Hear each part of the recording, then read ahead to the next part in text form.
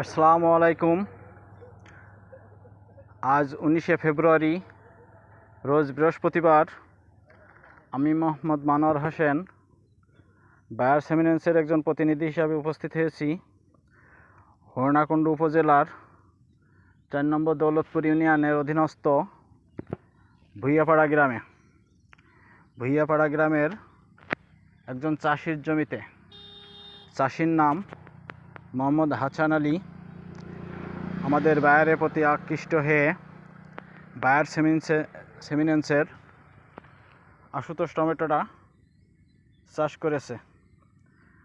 আশুতোষ টমেটোর গঠন ও ফলের সাইজ দিকে চাষি অত্যন্ত খুশি এবং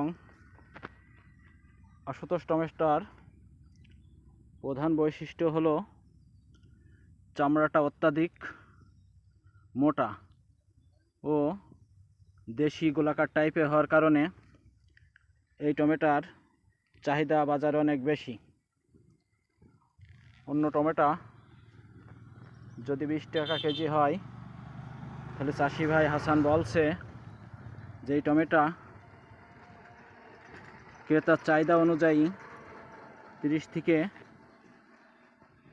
32 টাকা পর্যন্ত বিক্রি করতে পারছি ইনশাল্লাহ। তাই যদি আগামী দিনে এই আশুতোষ টমেটোর